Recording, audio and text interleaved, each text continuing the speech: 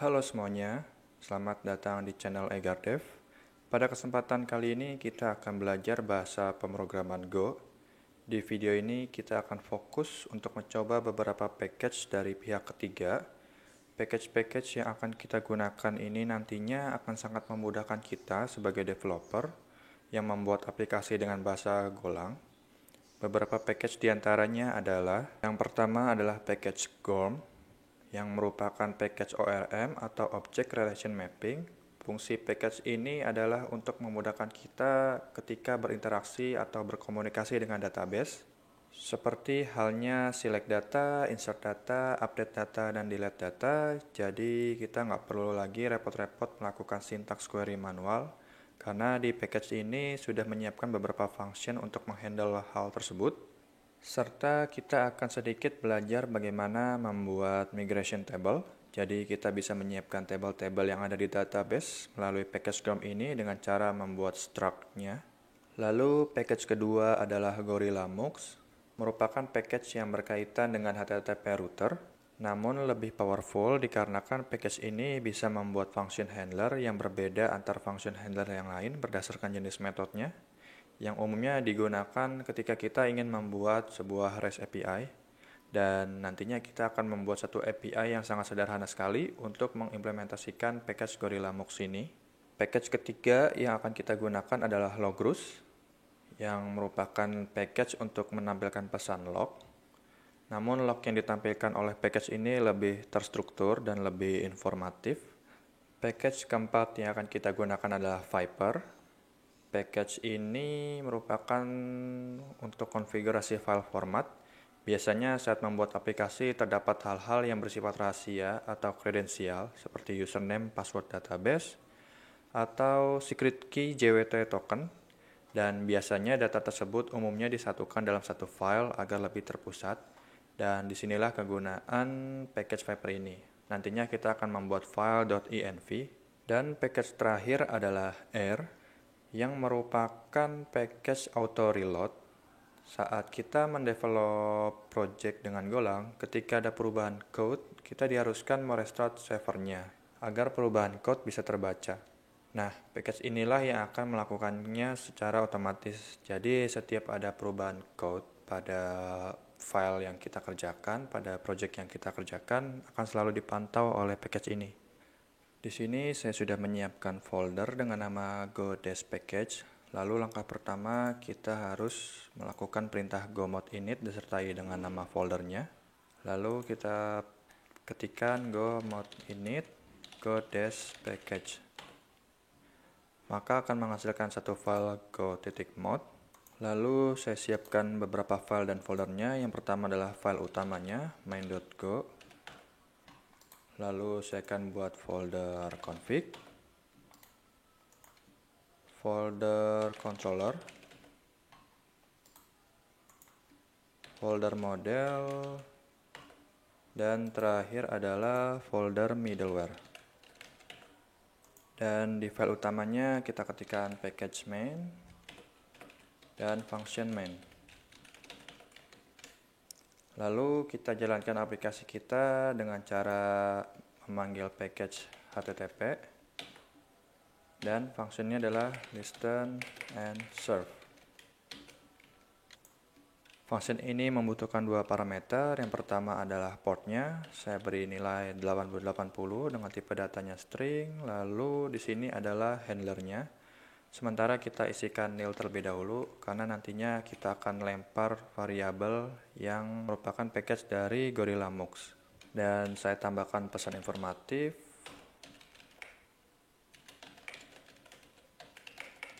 Server running on port 8080. Dan kita coba tes go run main.go atau bisa dipersingkat dengan go run titik. Dan aplikasi kita sudah bisa berjalan. Lalu kita install package GorillaMux-nya, kita lihat dokumentasinya. Kita scroll ke bawah bagaimana cara instalasinya. Ini bisa kita copy. Kita matikan aplikasinya, kita paste di sini. Dan kita lihat examples-nya. Nah, di sini membuat sebuah variabel dengan nama R dan diisi oleh package mux dengan fungsinya new router.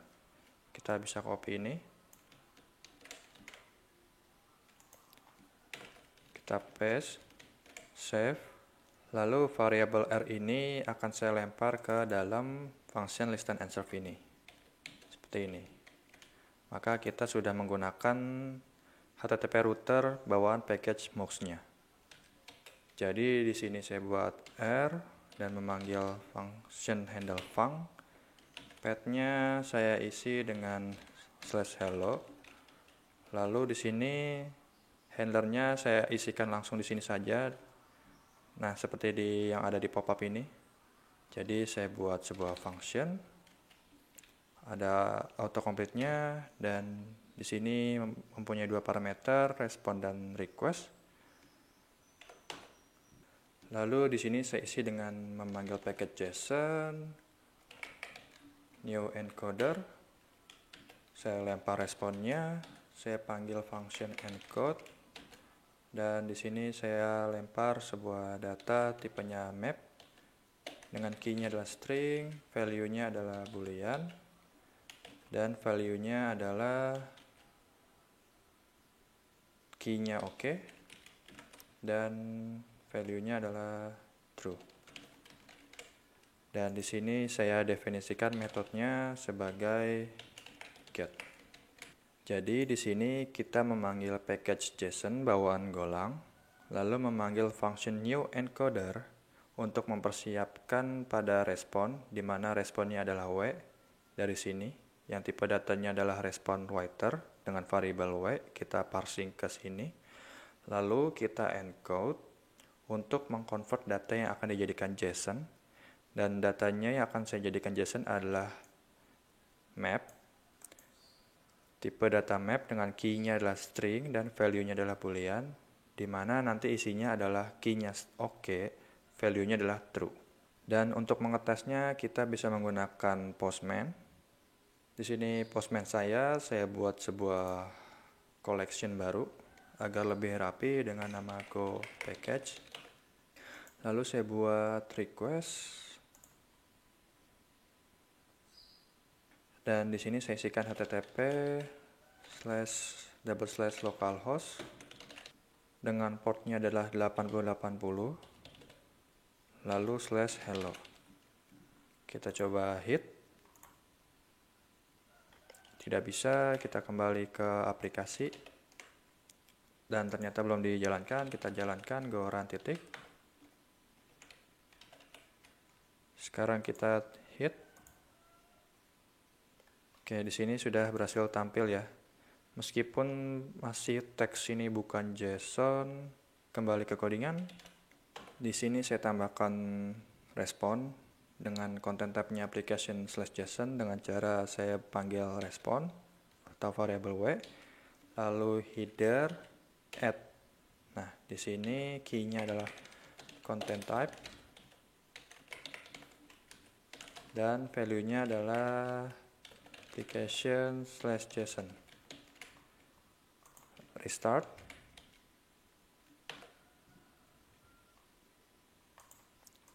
Kita hit, dan di sini sudah JSON. Dan untuk merespon data ke dalam bentuk JSON terdapat dua cara ya teman-teman. Cara pertama seperti ini, kita menggunakan package JSON, new encoder, dan encode. Dan ada cara kedua yang jauh lebih simpel menurut saya. Caranya adalah kita bisa beri komentar terlebih dahulu. Ini cara satu, saya komen. Dan cara dua, pertama sama, kita memanggil package yang sama yaitu JSON, tapi kita memanggil function dengan nama Marshall. Di function Marshall ini kita juga melempar sebuah data yang ingin dijadikan responnya. Jadi kita bisa copy bagian ini dari map sampai tutup kurung kurawal, kita paste di sini. Namun function ini mengembalikan dua return. Yang pertama adalah byte-nya, yang kedua adalah error.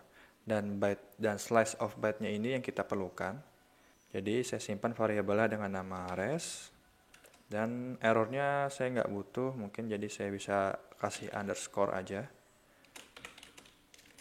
Nah, karena sekarang datanya sudah disimpan dalam bentuk res, perlu kita tampilkan ke dalam respon dengan cara w titik kita panggil write. Lalu kita lempar variabel res di sini. Kita restart. Kita tes lagi. Ya, dan di sini hasilnya sama ya. Jadi teman-teman kalau misalkan melihat tutorial, ada yang menggunakan JSON new encode dan ada juga yang menggunakan JSON.Marshall. Sama-sama untuk mengkonvert data ke dalam bentuk JSON untuk menampilkan outputnya. Dan teman-teman bisa bebas pilih mana yang lebih prefer digunakan. Selanjutnya kita install package Logrus, kita buka dokumentasinya. Kita scroll ke bawah bagaimana cara instalasinya.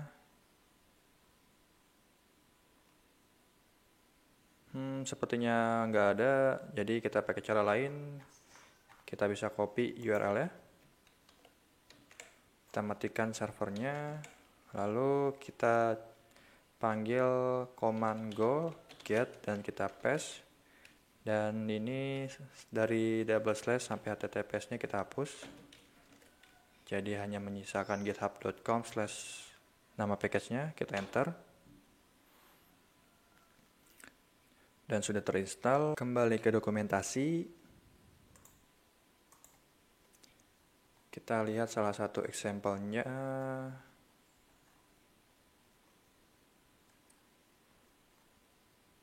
Nah, ini dari Logrus itu sendiri dia meniban function log bawaan golang. Jadi di sini memanggil nama package-nya dan diberi nama aliasnya adalah log. Jadi lognya ditiban oleh log bawaan golang ditiban oleh Logrus. Dan di Logrus ini menyediakan 3 level, info, warning, dan fatal. Karena di sini saya hanya menggunakannya sebatas menampilkan pesan informasi, jadi saya hanya butuh yang info aja. Di sini bisa kita copy. Lalu saya paste di sini. Ini bisa kita copy juga importnya. Kita tiban yang log ini. Save. Oke, secara otomatis oleh extension Go saya dirapihkan. Lalu kita jalankan aplikasinya. Nah, di sini dari Logrusnya menampilkan yang pertama adalah time-nya, tanggal dan jamnya. Lalu levelnya, di sini karena kita berikan levelnya info, maka akan tampil info. Lalu data message yang dilempar, di sini dari ini, pertama message ini. Lalu ini adalah message keduanya, beserta yang diisi oleh key dan value-nya, maka tampil di log-nya. Dan di sini kita juga sebenarnya memanggil function bawaan golang, log dan println, namun sama Logrus ditimpa. Jadi level secara default println ini adalah level info dan message-nya adalah sesuai dengan parameter yang di parsing. Next, selanjutnya kita akan buat middleware yang nantinya middleware tersebut untuk menampilkan informasi berupa path beserta metodenya. Jadi setiap kali kita melakukan hit API di Postman akan muncul pesan lognya di sini beserta URL lengkapnya dan metodenya. Dan kita akan menampilkan lognya menggunakan package Logrus ini. Jadi yang pertama masuk ke folder middleware. Saya buat file dengan nama logging.go. Seperti biasa package middleware karena kita berada di dalam folder middleware. Lalu di sini saya buat function dengan nama logging middleware. Kembali ke dokumentasi Gorilla Mux-nya. Kita cari adakah example membuat middleware. Nah, ini ada. Dan di sini kita bisa copy terlebih dahulu. Semuanya kita copy aja. Ini saya hapus. Pertama L-nya saya ganti dengan huruf kapital, jadi biar bisa diakses secara global. Saya save terlebih dahulu. Dan terimport otomatis. Di sini lognya saya tiban dengan log yang ada di Logrus. Kita bisa copy dari sini.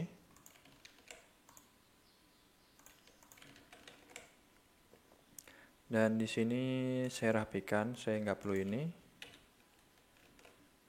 Yang ada pada file main juga kita pindahkan. Kita cut, save, pindahkan ke sini. Dan di sini pertama saya akan menampilkan informasi URL. Caranya kita memanggil request hostnya.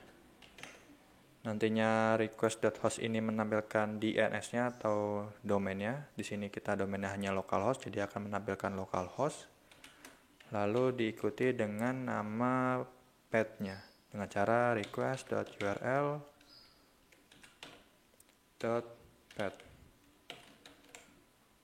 Lalu di sini saya ingin tahu metodenya apa dengan cara request.method. Dan untuk infonya mungkin saya nggak perlu, jadi bisa saya kosongkan aja. Dan di sini jadinya saya buat function dengan nama logging middleware dengan menerima parameter sebuah variabel dengan nama next yang tipe datanya adalah HTTP handler. Jadi di sini kita buat function dengan nama logging middleware dengan menerima parameter yang variabelnya adalah next dengan tipe datanya adalah http.handler. Lalu kita meng-return function ini sebuah HTTP handler juga. Dan karena kita return sebuah HTTP handler, maka di sini kita buat return HTTP handler function. Dan juga handler function ini memiliki tipe datanya adalah function di mana parameternya adalah respond dan request. Jadi di sini kita buat closure atau function di dalam function yang memiliki dua parameter respond dan requestnya. Lalu di sini saya isikan sebuah log dari logrus. Lalu kita lihat kembali dokumentasinya bagaimana cara memanggil function middleware ini yang telah kita buat. Dan di sini ada caranya dengan menggunakan function use disertai dengan nama functionnya. Jadi kembali ke filenya. Dan di sini jadi saya panggil variable r use. Kita panggil function ini dengan cara kita panggil package-nya karena function-nya berada di dalam folder middleware, jadi kita panggil middleware. Kita panggil logging middleware. Save dan kita tes, kita matikan aplikasinya, kita jalankan lagi. Lalu kembali ke Postman, kita hit. Oke, muncul. Coba kita hit lagi sekali lagi. Muncul. Dan di sini maka middleware terpanggil. Kita menampilkan lognya. Yang levelnya adalah info, metodenya adalah get, dan URL yang kita hit tadi, yaitu localhost, portnya, dan path-nya hello. Karena di sini kita hitnya adalah hello. Selanjutnya kita akan membuat koneksi dengan database. Sebelumnya kita akan install dulu package Viper dan GOM. Ada pada GitHub, lalu kita cari bagaimana instalasinya. Oke, di sini kita bisa copy. Kita matikan aplikasinya, kita paste. Dan sudah terinstall. Lalu di file config ini saya buat file baru dengan nama config.go. Jadi dikhususkan file ini untuk konfigurasi. Package-nya adalah config. Lalu di sini saya buat function dengan nama load config. Mungkin saya akan buat file.env-nya terlebih dahulu. Dengan huruf kecil aja. Dan yang pertama adalah portnya. Di sini portnya ada 8080. Lalu konfigurasi database-nya saya beri nama dengan key-nya db username. Dan saya isi berdasarkan username database saya adalah root, disesuaikan dengan teman-teman. Lalu db password. Database saya juga menggunakan password, yaitu root juga. Kalau teman-teman tidak menggunakan password, bisa dikosongkan saja seperti ini. Karena saya menggunakan, jadi saya isi. Lalu nama databasenya, saya buat dengan nama key-nya db_database. Dan nantinya saya akan buat nama database-nya adalah go_package. Saya save, kembali ke file config.go.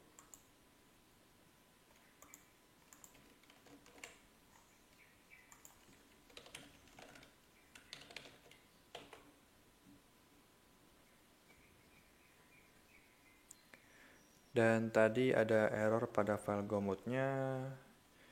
Kita bisa solve dengan cara sintaks gomod td. Nanti akan diperbaiki oleh golangnya. Lalu karena kita sudah menyiapkan env-nya, di sini akan saya buat sebuah blueprint-nya dengan nama config. Yang tipe datanya adalah struct. Jadi yang ada pada file.env ini saya sesuaikan dengan struct config ini. Jadi yang pertama adalah port, tipe datanya adalah string. Yang kedua adalah db_username, string juga. db_password, string. Dan db_database, string juga. Save. Lalu di sini saya buat variabel global yang nantinya variabel ini bisa diakses di file manapun.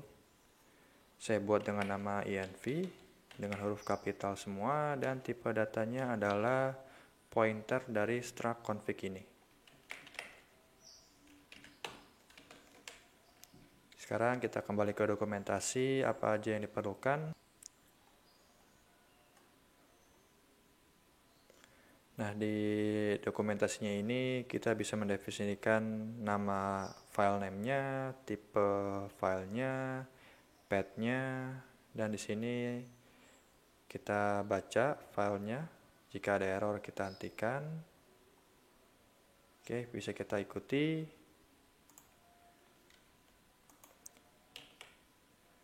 Di sini kita panggil package-nya Viper. Secara otomatis sudah terpanggil.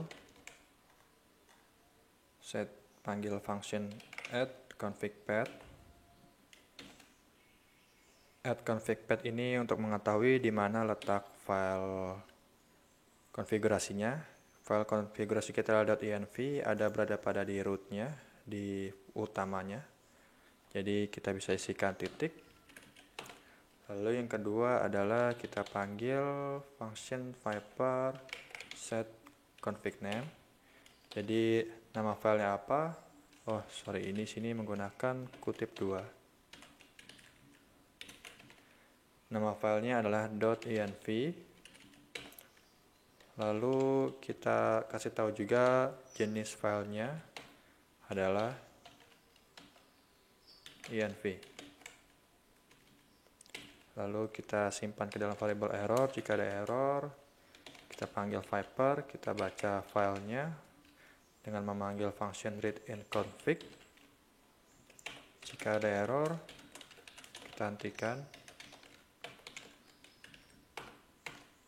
Hasil dari terbacanya file.env-nya akan kita lempar ke dalam struct ini.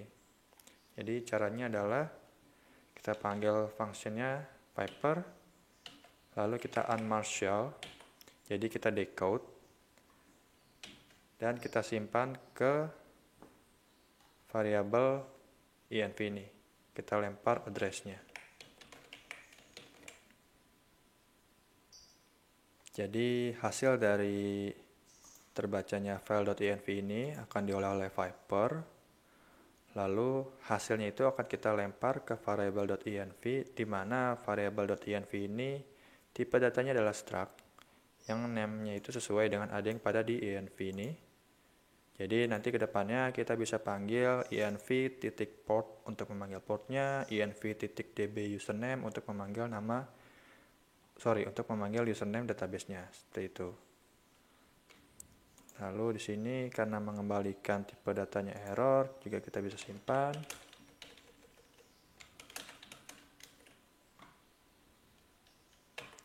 Jika ada error, Kita hentikan. Di sini error karena no new variables. Oh, di sini sudah ada variabel error, di sini sudah ada, jadi tidak usah pakai titik 2. Dan saya akan berikan informasi tambahan, log.println load server configuration. File import lognya saya copy dan ini saya paste di sini. Ini kenapa error? Coba kita quick fix. Sepertinya ada problem saat install. Coba kita tunggu. Oke, sudah hilang garis merahnya. Lalu kembali ke file utama, kita panggil dengan cara kita panggil package-nya config dan nama fungsinya adalah load config. Save, kita coba jalankan. Dan sekarang sudah berhasil ya. Tidak ada masalah dan aplikasi juga berjalan dengan baik. Lalu sekarang kita buat file koneksi database-nya. Pertama kita matikan aplikasinya, kita buka dokumentasi GORM.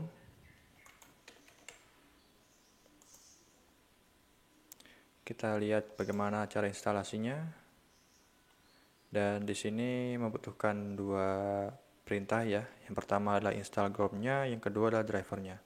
Di sini driver yang dicontohkan adalah SQLite, sedangkan saya akan menggunakan database-nya MySQL, jadi SQLite-nya ini saya akan tiba dengan MySQL. Pertama saya copy dulu bagian pertama ini. Kita paste. Lalu yang kedua kita paste, tapi saya ganti dengan MySQL. Oke, berhasil terinstall. Selanjutnya saya buat file koneksinya di dalam folder config dengan nama database.go. Package-nya adalah config. Kita akan menerapkan konsep yang sama pada config ini. Jadi membuat function secara global, lalu hasil dari function ini kita lempar ke sebuah variabel yang global juga. Jadi pertama kita buat function dengan nama connectDB. Kita kembali ke dokumentasinya. Dan di sini di bagian quick start-nya, nah ini kita bisa copy. Kita paste di sini, kita save. Dan ini saya ganti dengan MySQL. Ini juga diganti dengan MySQL.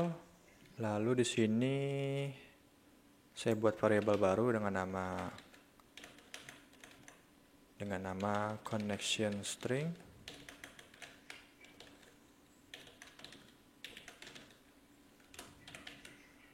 Di sini saya isikan URL database-nya. Pertama saya panggil package fmtp dengan function sprintf.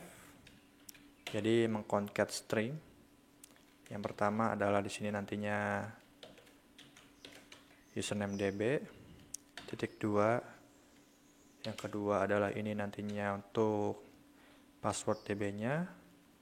Lalu add slash, dan di sini nama database-nya, serta saya beri argumentasi tambahan parse time sama dengan true. Dan karena di sini membutuhkan 3 parameter yang diberi alias dengan %v, lalu kita panggil yang ada pada variabel env ini. Jadi caranya adalah karena kita berada di dalam direktori yang sama, jadi kita nggak perlu memanggil package config-nya, cukup langsung memanggil nama variabelnya env titik db username, env titik db underscore password, lalu env titik db database. Dan ini saya parsing ke dalam function ini. Function MySQL open, dan lalu saya buat variabel globalnya yang nantinya akan diakses dengan cara var Nama variabel adalah db, yang tipe datanya adalah pointer gorm.db. Lalu hasil dari function ini disimpan di dalam variabel db, dan db ini saya akan lempar lagi ke variabel db yang global ini. Jadi db sama dengan diisi oleh db. Dan di bawah sini saya berikan informasi tambahan log.println database connected. Dan di sini saya buat dengan nama database-nya go package sesuai yang ada di env tadi. Oke, sudah terbuat.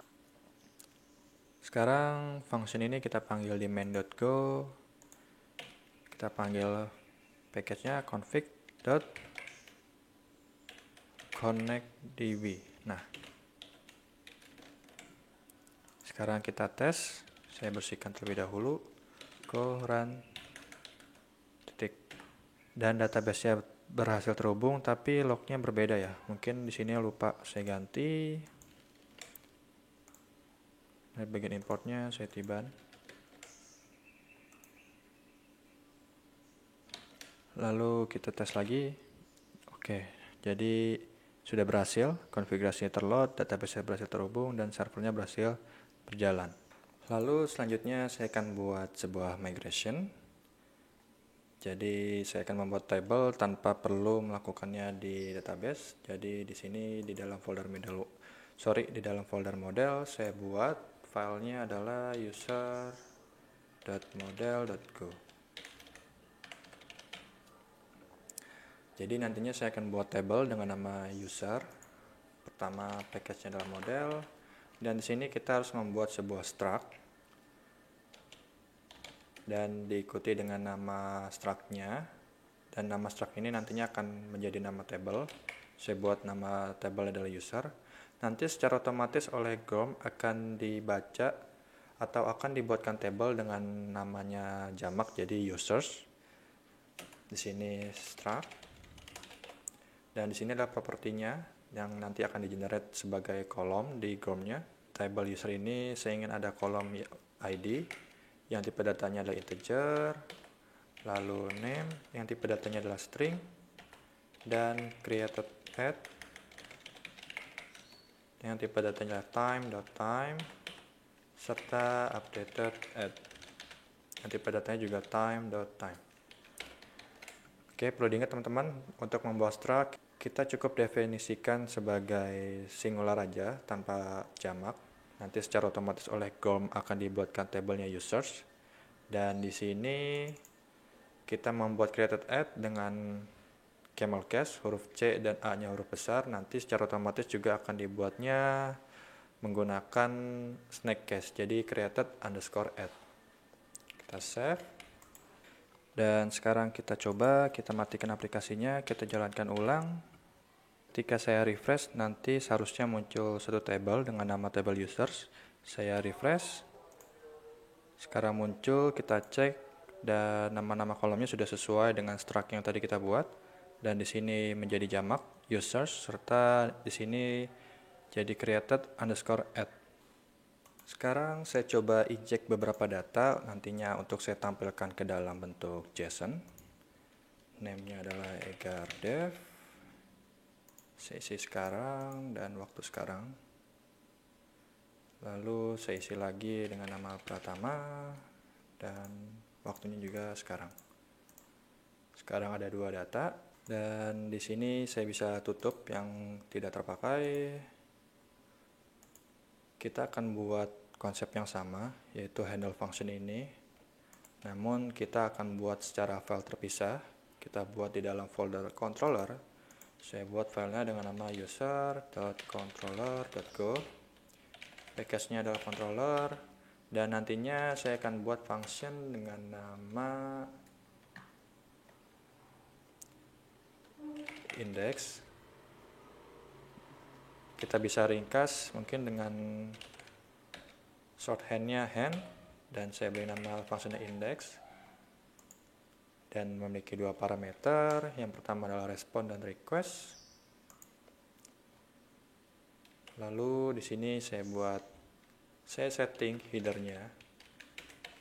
dengan content type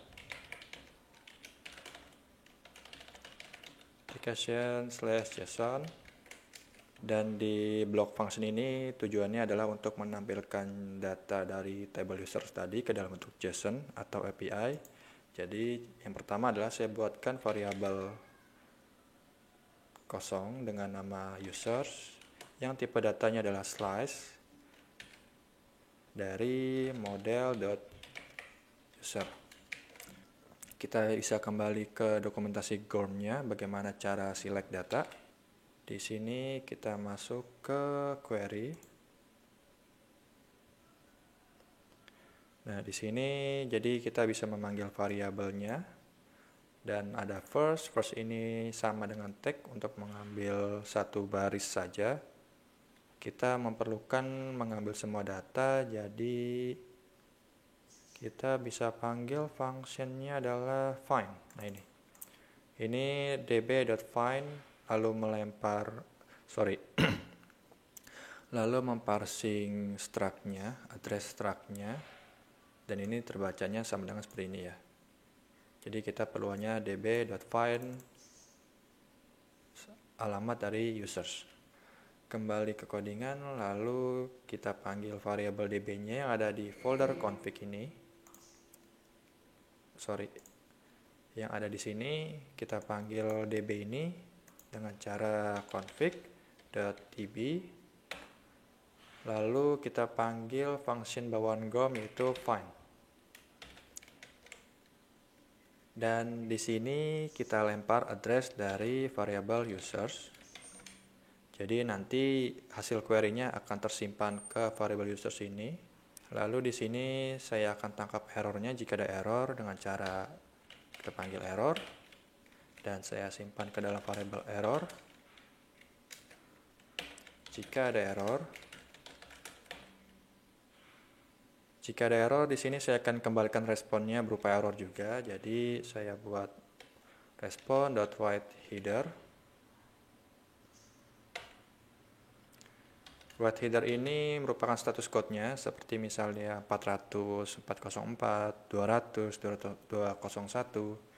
Dan karena error di sini saya akan lempar status code-nya 500. Lalu di sini saya akan decode dengan json.marshall. Yang data yang akan saya decode adalah map, key-nya adalah string, value-nya adalah string, dan nanti datanya adalah status dengan value-nya adalah pilot. Dan saya respon dengan cara memanggil function write. Dan ini perlu saya tangkap dulu ke variabel respon. Errornya saya nggak perlu, jadi saya beri underscore saja, dan sini saya parsing res-nya. Lalu di sini jika tidak ada masalah, kita tangkap juga ke variabel res. Errornya tidak perlu. Lalu json.marshall.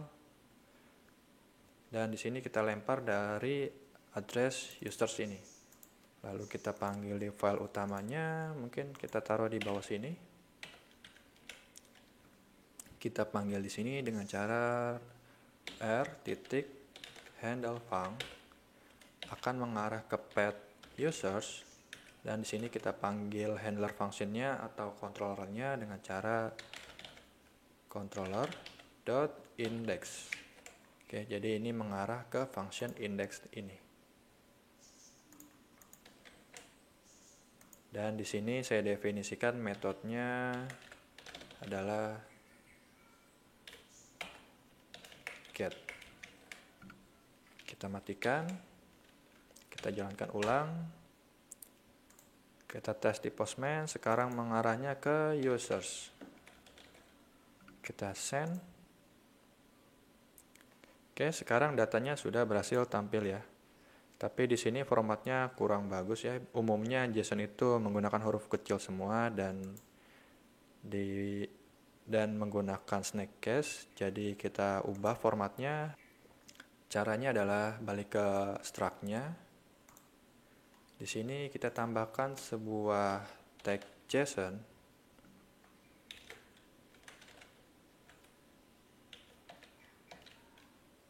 Oops, sorry. Kita sambung di sini. JSON yang nantinya saya ganti formatnya dengan ID. Lalu di sini juga sama. Jadi name. Dan ini jadi created underscore s, dan ini jadi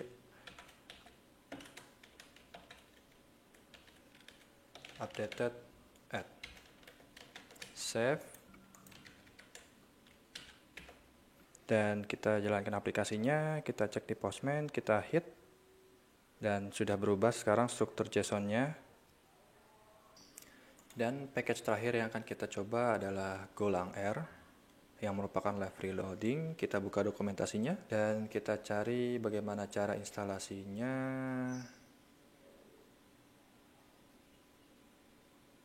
Oke, dan kita bisa copy yang ini. Lalu kita harus masuk ke dalam directory GoPad-nya. Directory GoPad saya berada pada di C dan di dalam folder Go. Untuk teman-teman bisa cek melalui jika Windows, masuk ke environment variables. Nah, dicek di sini. GoPad saya berada di directory /c/go. Lalu saya buka di sini dengan terminal.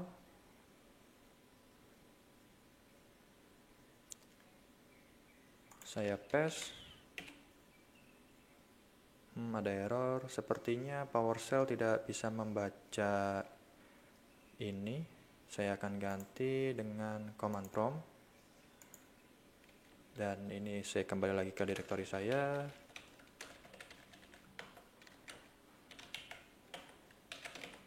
Oke, berada di directory Go, saya paste. Oke, sudah berhasil terinstall. Kita coba cek di dalam folder bin ini. Nah, akan ada air.x ini. Lalu langkah selanjutnya adalah kembali ke dokumentasi. Kita coba copy bagian ini, air.v. Kita bersihkan. Oke, di sini masih command not found karena tidak tahu apa itu R. Kita lihat lagi dokumentasinya. Nah, di sini di usage kita harus berikan alias ya, dan mengarah ke R yang ada di folder bin tadi. Jadi bisa kita copy ini. Kita paste. Lalu kita buka directory GoPad-nya.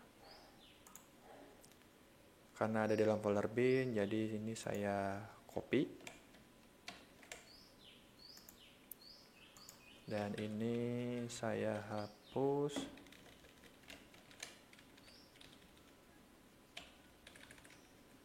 Seperti ini, saya enter. Kita coba lagi air-v.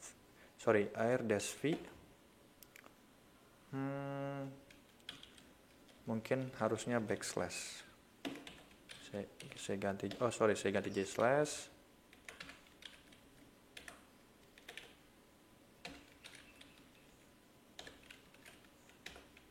Kita coba lagi. Oke, sekarang package R-nya berhasil terhubung. Dan untuk cara menjalankannya adalah kita bisa lakukan rinit lalu R. Kita bisa di sini perintahkan, lalu di sini kita ketikkan rinit. Oke, secara otomatis akan ada file air.toml. Lalu kita jalankan R. Dan di sini ada proses watching, building, dan running. Dan running ini artinya sudah berjalan. Kita coba tes di Postman. Saya hit. Oke, aman ya. Dan jika saya arahkan ke pet hello, oke, juga aman, tampil. Namun kekurangannya adalah di sini lognya nggak muncul.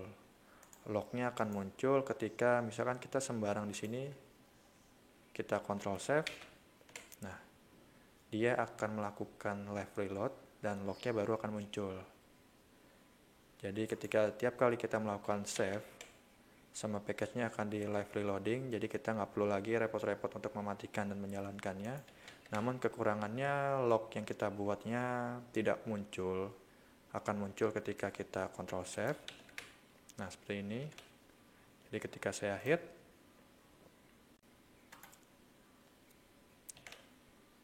ini masih proses building. Nah sudah proses running. Oke, saya hit dan ke pet users, berhasil. Oke, di sini nggak muncul lognya. Ini hanyalah log dari yang awal kita definisikan. Jadi ketika saya save, baru muncul lognya.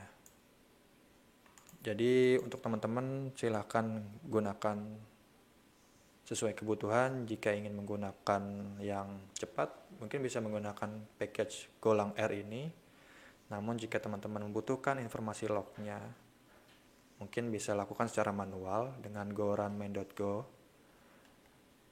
Oke, so far sekarang kita sudah berhasil menggunakan beberapa package. Di next video, kita akan membuat REST API yang lebih kompleks. Kita juga akan mencoba join data dan akan membuat sebuah helper function di mana kita akan membuat respon API yang lebih terstruktur, serta kita akan juga integrasikan dengan package yang telah kita gunakan di tutorial kali ini. Sekian dari tutorial kali ini. Terima kasih untuk teman-teman yang telah menyaksikan. Semoga mendapatkan ilmu atas apa yang telah saya jelaskan. Terima kasih, sampai jumpa.